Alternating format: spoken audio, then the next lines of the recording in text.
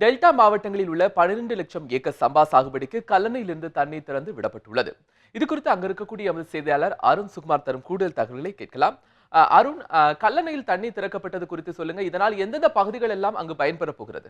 இந்த டெல்டா மாவட்டத்திலுடைய விவசாயிகளுக்காக சம்பா சாகுபடிக்காக உடனடியாக தண்ணீர் திறக்க வேண்டும் என பல நாட்களாகவே விவசாயிகள் தொடர்ந்து போராட்டங்கள் நடத்தி வந்தார்கள். இந்த போராட்டத்தினுடைய உச்சகட்டமாக தமிழகம் முழுவதும் சரி மிகப்பெரிய போராட்டமானது வெடித்தது. அதற்காக தமிழக அரசு உச்சநீதிமன்றத்தில் ஒரு வழக்கு தாக்கல் செய்திருந்தது.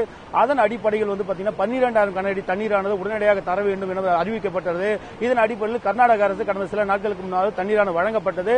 அந்த தண்ணீர் வரவழைக்கப்பட்ட பிறகு மேட்டூரிலிருந்து கடந்த 20ஆம் தேதி தண்ணீர் சம்பா சாகுபடி பாசனத்திற்காக திறந்துவிடப்பட்டது.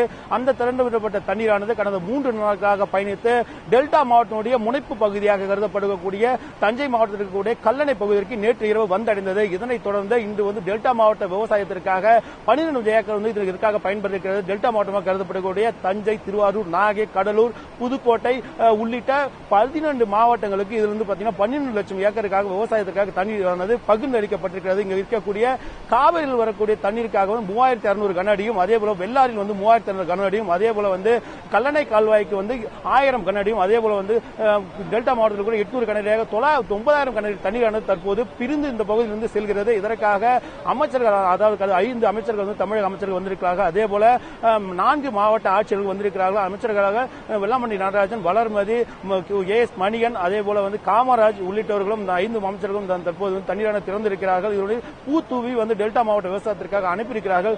தற்போது இந்த அனுப்பப்பட்ட தண்ணீரானது போதுமானதாக இருக்கிறதா இல்லை பத்தாடா என்பது குறித்து விவசாயிகள் மிகப்பெரிய ஒரு வேதனையும் அடைந்திருக்கிறார்கள். ஒரு பக்கம் மகிழ்ச்சி அடைந்தாலும் பல நேரங்களில் வேதனையாக தான் இருப்பதாக தெரிவிக்கிறார்கள். தற்போது விவசாய சங்க தலைவர் ஐயா கண்ணு நம்ம இருக்காங்க, சில தகவலை பெறலாம். சார் சொல்லுங்க சார், இந்த தண்ணீர் உங்களுடைய விவசாயத்திற்கு இப்ப மகிழ்ச்சி அடைக்குன்னு சொல்றீங்க, இருந்தாலும் போதுமான தண்ணீராக இருக்கு? 20 லட்சம் கனஅடி திறந்தா தான் கடமடைக்கு போவோம். இந்த 12,000 கனஅடி எல்லாம் 20,000 கனஅடி தான் போவோம். இல்லாட்டி இந்த 12,000 போவே போவாது. ஒரு பக்கம் காயும், அதெல்லாம் மேட்டூர்ல இருக்க தண்ணி 25-30 தான் வரும். நாங்கள் விவசாயம் பண்ணினால் அது எங்களுக்கு பெரிய இழப்பை தான் கொடுக்கும். பாதி பேருக்கு தண்ணி போகும், பாதி பேருக்கு போவாது. விவசாயமும் நான் முழுமையா எடுக்க முடியாது. அதனால மத்திய கர்நாடகா சர்க்கார் ஏமாத்துகிறது. அங்க 8% தான் கம்மியான மழை. ஆனா வேளாண் மத்திய வேளாண் துறை சொல்லுகிறது அங்க கடந்தாடும் நல்லா மழை பெஞ்சிருச்சுன்னு சொல்லுது. அதனால உச்சநீதிமன்ற தமிழக முதலமைச்சர் அம்மா நல்லா வழக்கு தொடர்ந்து எங்களுக்கு நஷ்டஈடு பெற்று தரதான் ஒரே வழியே தவிர இந்த தண்ணினால ஒரு பிரயோஜனம் இல்ல. இந்த தண்ணி என்ன பிரயோஜனம்னா போர் வச்சிருக்கவங்க, கேணி வச்சிருக்கவங்க கொஞ்சம் ஊறும் இல்ல. தமிழக அரசு போராடி தற்போது தண்ணீரை பெற்றுக் கொடுத்திருக்காங்க. அப்படிங்கிறப்போ அதை தாண்டி இப்ப கால்வாய் மேலாண்மை வாரியம் அமைக்கப்படும் சொல்லிட்டு உச்சநீதிமன்றம் சொல்லியிருக்காங்க. அப்படின்றப்ப அடுத்த கட்டத்துக்கான வரவேற்பாக பார்க்கப்படுது. இல்ல வரவேற்பா பார்க்கப்பட எங்களுக்கு சாவடி பண்ணணும்ல. இப்ப 12 லட்சம் ஏக்கருக்கு இந்த தண்ணி பத்தவே பத்தாது.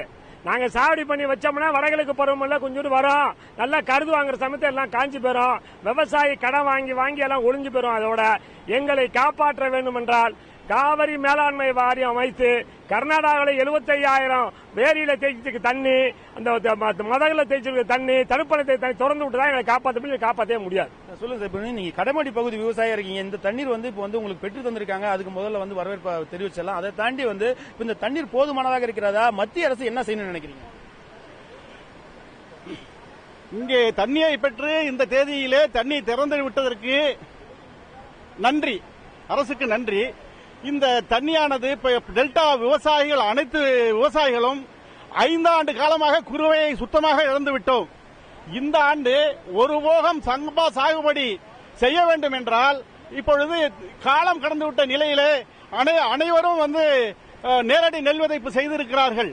கடைமடை வரையும் சென்று அங்கே ஒரு தண்ணி எல்லாத்தையும் நினைச்சோம்னா தான் அந்த நெல் முளைக்கும். நெல் முளைச்சதுன்னா பருவமழை தொடங்கி தற்போது பார்க்கும்போது பாத்தீங்கன்னா தண்ணீர் தற்போது திறந்து விடப்பட்டிருக்கிறது. மகிழ்ச்சி அளித்திருந்தாலும் இது கடைமடை வரைக்கும் சென்றடையுமா என்பதுதான் கேள்விக்குறியாக இருக்கிறது. மத்திய அரசு உடனடியாக தலையிட வேண்டும் என்பதுதான் என்னுடைய கோரிக்கையா இருக்கிறது. கோபால்.